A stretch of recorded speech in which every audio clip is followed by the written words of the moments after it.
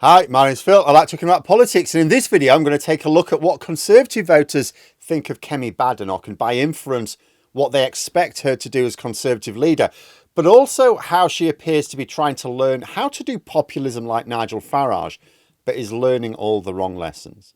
But first, for daily political commentary, please hit the subscribe button so you don't miss out. So, as I've discussed a bit recently, Kemi Badenoch has not, in my opinion, really shown that she's got a plan to re-engage with the public. Like, not only is she refusing to apologise for what the public think the Conservatives failed on, choosing instead to try to convince them that, no, you're all a bit stupid. It was actually marvellous. You're just a bit thick, right? But she's giving Keir Starmer the easiest time a Prime Minister has had at PMQs since Ian Duncan Smith was leader of the opposition. But what do people think of her? Well, YouGov has just carried out a survey, and although I'd like to have seen a little bit more of a breakdown of respondents, it does give the views of 2024 Conservative voters, which matter more than the general public view. What I find odd is this. So 51% of Conservative voters, 51% think Kemi Badenoch is doing well as Conservative leader. Yeah, okay. To only 17% think she's doing badly. Everyone else is not sure. Fine. Now, although I think she's doing very badly, like, I can see why a majority of Conservative voters would be happy enough. Like, most voters for any party don't really pay attention to the political news on a regular basis. So they don't really see PMQs or anything like that. In addition, as I've mentioned a few times, we know a lot of extra people have disengaged from political news since August in the UK, having been exhausted by it all.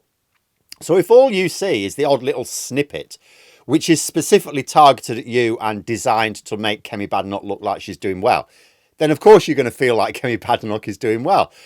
But what I do find odd is 51% think she's doing well, but only 31% think that the Conservatives are ready for government. And only 28% think that Badenoch looks like a Prime Minister in waiting. There's a couple of weird disparities there for me. Like, first, so that's a good 3% of Conservative voters who think that the Conservatives are ready for government, but that Badenoch doesn't look like, and that's not right now. So the Conservatives are ready for government right now, they're saying, but Badenoch is not even going to be ready to be Prime Minister in a few years' time. I mean, I know you always get 3% of people in any survey saying mad stuff like, you know, the earth is flat or Brussels sprouts are nice. But how does that work? But the biggest eyebrow raiser for me is like, so you've got 51% thinking she's doing well as Conservative leader, but only 28% think she looks like a Prime Minister in waiting. Now, Prime Minister in waiting doesn't mean, oh, yes, she's ready to be Prime Minister tomorrow. When you say that a leader of the opposition looks like a Prime Minister in waiting, you sort of know the election's a few years away. So you're saying, oh, they'll be ready in a few years' time. But only 28% think that. And I've said plenty of times, Labour leaders of the opposition have one job. For me, that's it. One job. To become Prime Minister. That's it. Well, surely the same is true of Conservative leaders in opposition. How is it possible to think that the Conservative leader is doing well, but you don't think they look like a future Prime Minister? And yet, according to this poll, 23% of all Conservative voters, almost a quarter of them, think exactly that. Are we to suppose that a quarter of Conservative voters are happy that she's not getting herself ready to become Prime Minister? In which case, exactly what do they think she's doing well? Maintaining the irrelevance of the Conservatives? I don't think so. Laying the groundwork for a more credible leader in a couple of years? Maybe. Although the poll results do give the Conservatives a little bit of hope, if they have a plan, that is. It shows that about the same proportion of the public, 68%, think that the Conservatives aren't ready for government, which doesn't sound like a good statistic, until you see that 71% thought the same of Labour just after the 2019 election.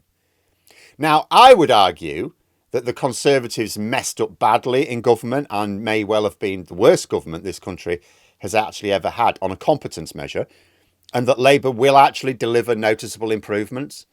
But, you know, if you're a Conservative and you genuinely believe that Labour will mess up and you believe the front pages of the Tory press today, then yeah, okay, you are going to think that Labour are going to mess up and your party can do what Labour did and return to power. But of course, even if you think that, I mean, Starmer had a plan and he explained what that plan was from the start. What's Badenoch's plan? Because from what I can see, trying to ape Farage, but she's learning the wrong lessons. Take, for example, her attack on the humble sandwich. British invention as well, by the way. As well as any sort of bread that wasn't completely dry. Obviously, when she was discussing bread, she wasn't trying to make a point about policy. She's not going to make sandwiches illegal.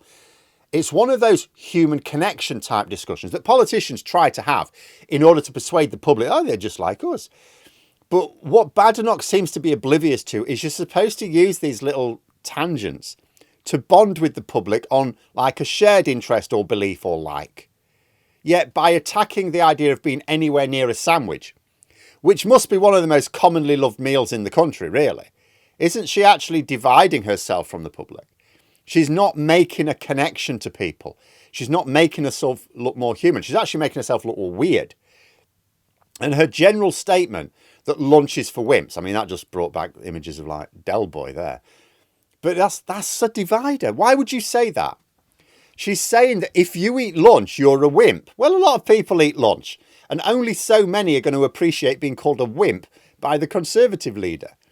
You know, when I remember Rishi Sunak, when he revealed that he engages in weekly fasts, like he eats nothing at all on Mondays, he didn't describe anyone not doing that as somehow degenerate. He was just describing his own eating habits. Like Badenoch, it did nothing to make him look normal because he's like, he doesn't eat at all on Mondays and he imports Mexican cola. But he wasn't attacking ordinary people for not doing that.